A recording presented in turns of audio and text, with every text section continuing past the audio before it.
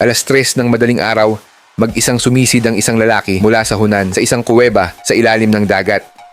Maya-maya, nagtaka ang mga kasamahan niya dahil sobrang tagal na niyang nasa ilalim ng tubig at hindi pa bumabalik. Kaya agad silang lumusong sa tubig para hanapin siya, pero wala pa rin silang makitang bakas ng kasama nila. Kaya kinailangan nilang tumawag ng pulis para humingi ng tulong. Sa unang araw ng paghahanap at pagsagip, nagsagawa ang rescue team ng komprehensibong investigasyon sa pinangyarihan at hinanap ang halos 60 metro sa kuweba. Ngunit walang nakitang bakas ng nawawalang tao. Dahil sa pagiging komplikado ng loob ng kuweba, nagiging mas makitid ang espasyo habang lumalalim. Agad na inilipat ng rescue team ang pangunahing paghahanap sa labas ng tubig.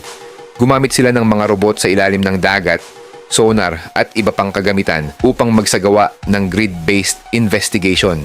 Tag-ulan na ngayon at madalas maulap ang kalangitan sa ulan. Ang paghahanap ay tumagal ng maraming araw at gabi. Ngunit dahil sa masalimuot na kapaligiran, ang pagsisiyasat ay napakahirap at walang tagumpay na nagawa. Upang maging advance ang rescue work, ang local area ay nag-coordinate sa profesional na cave diving team ng Guangxi upang magbigay ng suporta. July 24, 2025, dumating sa pinangyarihan ang Guangxi Baisi Water Service at Aviation Police Brigade. Ang ilan sa kanilang mga miyembro ay lumahok sa Baisi Huawang at 69 na oras na underwater cave rescue mission noong Pebrero. Pagkarating ng rescue team ng Baisi, hinati sila sa dalawang grupo para imbestigahan ang kuweba. Ang mga rescuer ay nagsagawa ng sound transmission, kumakatok sa mga bagay tulad ng rock walls at gas cylinders upang magpadala ng mga regular na signal sa mga kalapit na lugar. Ngunit walang natanggap na tugon. Pagkalipas ng ilang oras, ipinagpatuloy ni Ming at Liu, mga miyembro ng pangalawang pangkat, ang kanilang follow-up na investigasyon at natuklasan ang isang gumagalaw na sinag ng liwanag. At kalaunan ay nakumpirma na ang pinanggagalingan ng liwanag ay galing kay Mr. Wang na gumagamit ng basang kurtina. Habang nagpapahinga sa air pocket, napansin ni Mr. Wang ang isang liwanag sa ilalim ng tubig. Binuksan ang kanyang flashlight, tumalon sa tubig at iwinagayway ito bilang senyales ng kanyang presensya na humantong sa kanyang pagtuklas. Habang natrap sa kuweba, sinadya niyang tipirin ang baterya ng flashlight upang matiyak na magagamit ito sa isang kritikal na sandali. Nang matuklasan, si Mr. Wang ay nasa mabuting pisikal at mental na kondisyon. Ang Baisi Rescue Team ay dumating sa pinangyarihan at natagpuan ang nakulong na tao sa loob lamang ng 4 na oras.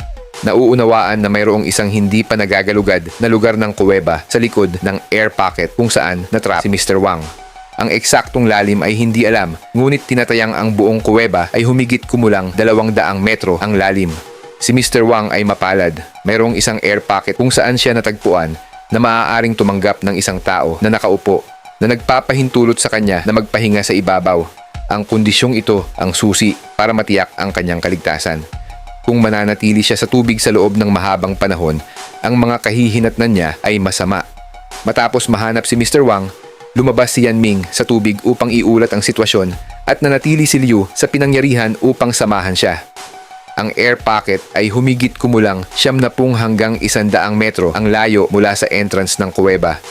Hindi pa malinaw kung ano ang layunin ni Mr. Wang sa pagsisid.